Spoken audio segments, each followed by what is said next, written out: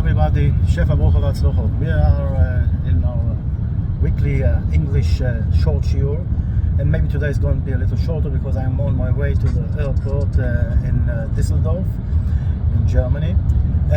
Anyway, our parashat is talking about the spies, and it's very interesting to see that we're talking about great people, princes of the tribes, and being sent. Why do they send 12 people to spy? Doesn't look normal, because we see in the Haftorah 2 people were sent and they were caught, almost were caught, had to run away.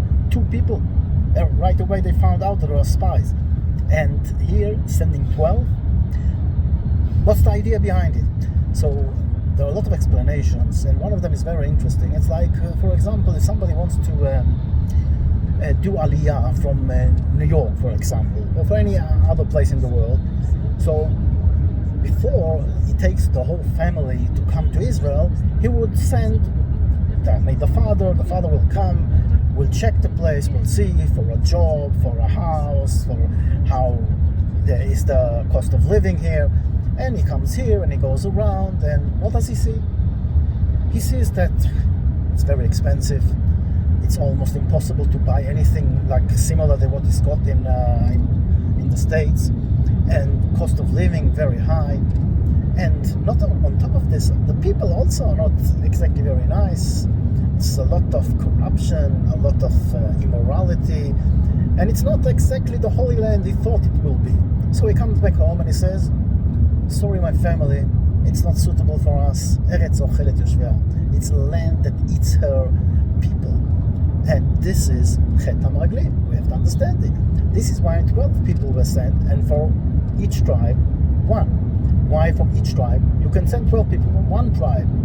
Why do you send from each tribe one president? Because the idea was, you cannot send every head of family to check the country and see if the place that they're supposed to live there is good, and then come back and tell them, wow, what a beautiful place. So you send the head of the tribe. Lebet Avutam is written, to the house of their fathers. And he comes in, and the idea was to see the beautiful country of Israel and see the good in it, come as tourists. But unfortunately they came as spies. Why did they come as spies? Because they had this something in their subconscious. They realized that till now everything was in a spiritual way. All the things in the desert were in a spiritual way. So now it's going to change. They're going into the Israel, they have to start working. Till now everything came from heaven, food from heaven, water from the well of Miriam, optimal conditions in the desert. Everything is beautiful, unbelievable. And now they're going to go and they have to work the fields, and they need different leaders. They don't need those spiritual leaders. They need leaders. They're going to teach them all the materialistic world. How does it work? So it means that they're going to lose the job. Of course, there were righteous people that didn't think at it out loud, but in there it was. And in this idea, when they came, instead of seeing the beauty of the country, they saw all the bad things. For example, this morning I talked about it. They say all those levias that were happening. People are dying everywhere. And the people who were dying, says the Midrash, they were the top people. They were the leaders. And they were everywhere, the leaders were dying, and there were a lot of funerals.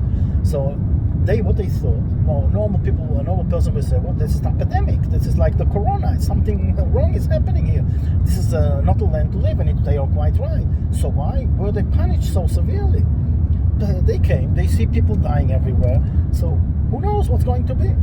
But the idea is very simple. If you would observe and see that the people who die, it's not an epidemic that everybody dies. Only the leaders, which means the leaders were corrupt, and God just found this particular moment and killed them in order that those 12 spies, 12 tourists, 12 people, 12 princes that were sent to Israel to see the land, nobody will notice them. As we said in the beginning, when they sent 2 spies to Israel, Yoshua bin Nun sent, and they were right away spotted, and they almost were being caught. And so we see and understand that the idea behind, they were coming and they will start looking, and they looked for the bad things. Now the bad things were, first of all, see all the levias, and then also, as we said, from the spiritual point of view, they saw a lot of corruption.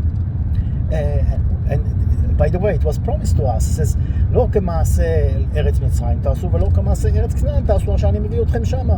In other words, don't be corrupt like in Egypt, the people in Egypt, and also be aware to the land I'm going to bring you in, there's also a lot of corruption there. And Rashi says they are more corrupt than the Egyptian. So the question is, why do you send the Am Israel there? What do you think is going to happen? And that's what the princes, the 12 spies saw. They saw a land with a lot of corruption and tuma everywhere. So it says what? After all this purity we had in the desert, going to go in there, who is going to stand this? And this is exactly the big mistake. Because Eretz Yisrael was waiting for us. It's like this story I used to tell you a lot of times about this guy wanted to buy property. He had a lot of money. He says, I want the best property in Israel. I want something, a mansion, with a swimming pool, with a tennis court, with everything. I'm willing to pay millions and millions on this thing. So all the dealers and were looking for him to find any place, and no place he liked. And then one of the metavchim came and told him, you know what, I found something for you. And he took him to Caesarea. In Caesarea there was this mansion, huge big mansion, that for many, many years there was a big rouse there with a family about the Yerusha, and eventually they come to the conclusion that they an agreement and they were willing to sell it. So for many years this place was neglected. They had a swimming pool, but the water, I don't want to tell you how they look, and grass, weed everywhere, and tennis court, everything was there. A huge house, thousands of meters, unbelievable. So he said, okay, let me see the house. So, they opened the doors, and the smell that came out, wow, stink, what's that? So this guy was starting to shouting, you crazy or something? That's where you bring me to? Look at this place, stinks. I told you I want the best property, and that's what you bring me? He says, wait a minute. This house was shut down for 20, 30 years. What do you think is going to the smell? What do you think is going to happen inside? Let's open the windows. Let you see in bright light and let the air go in. And they did. He did. He opened the windows and the air came in, and all the bad smell went out. And this was a beautiful home, and all the furniture were covered. So when you took the cover out, wow, wow, wow. And this is exactly the story of Eretz Yisrael. When they came in, it was closed down, shut down from, how do you say, from the holiness. And the land, Eretz Yisrael, the Holy Land, waited for Am Yisrael to come with the Torah and purify the place, open the windows and let the air come in. And then, of course, you'll see the beauty of the country. But unfortunately, they didn't realize it. So they came in and saw the corruption and smelled the bad air, and saw on top of it all the fruits that are strange and all the funerals and everything, and they interpreted it in the wrong way. And in life it happens to us also sometimes, that when we look at things, instead of look inside what's happening, we look from the outside, and if we don't like it, we don't even go in. But when the Torah tells you something, if it's a normal thing, okay, but when the Torah tells you something, you have to believe. The Torah is the truth, the real truth, and when the Torah tells you Eretz Zavat Chalav Udvash, it is Eretz Zavat Chalav Udvash. And anybody who talks badly on Eretz Yisrael is a part of the spies. And look at the terrible punishment they got. On top of it, today when we look around and we see, really, this is unbelievable situation. People are hating and cursing and demonstration and going against the religion, going against the Haredim, going against everything that is holy, the tradition, everything. So you can think, if you think like the spy, Eretz Ochelet Yoshvia, it's not a place for us. But that's exactly the point. We have to understand and realize this is God testing us. God is showing us, and telling us we have to go in. And the only way to go in and purify, it's through the Torah. And it doesn't matter what we see. If God said that this is Eretz Zavat Chalav Udvash, it is Eretz Zavat Chalav Udvash. We just have to discover it. And sometimes God's putting in front of us obstacles and things that look really bad in order to awaken us, to give us a wake-up call. to understand and realize if we're going to be, okay, I'm doing this, I'm doing that, it's enough. No. Wake up. Start working. Understand that if we want to see and find out the gold, the honey, Eretz, Zavat, Chalav, Dvash, want to find it, we have to work on it. We have to open the windows. We have to let the Torah go in. And then we'll find out. And never ever talk badly on Eretz Israel. You can disagree with people, but with the land is holy. But the land is holy only if you put the holiness in. Then if you look at the Bible, everything started always. God was not promising the Torah to Avraham Avinu and to Yitzchak and to Yaakov. What did he promise? The land. Look at the land. This is your land. It all started from the land. Why? This is the idea. The land is more important than the Torah. But then God tells you, before you go into the land, you come here to the Mount of Sinai and you receive the Torah. Then you go into Eretz Israel. And this is the idea. The idea is that we take the Torah, and with this Torah, we go into Eretz Israel and practice the Torah. Without practicing the Torah, we are in the yard of the King of all kings, and we are abusing it, unfortunately.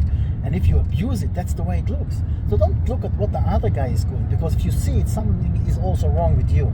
So let us all stop being like the spies and see the beauty of Eretz Israel. See how many yeshivas we've got. See how many kosher restaurants there are. Like everything from the point of view of Yiddishkeit. You will never had so much Yiddishkeit as we have today. Yes, there is also the other side. But it's exactly to tell us, go on with a good way and don't compromise. Because if you compromise, unfortunately, look what happens. I wish us all that we will not go in the way of spies.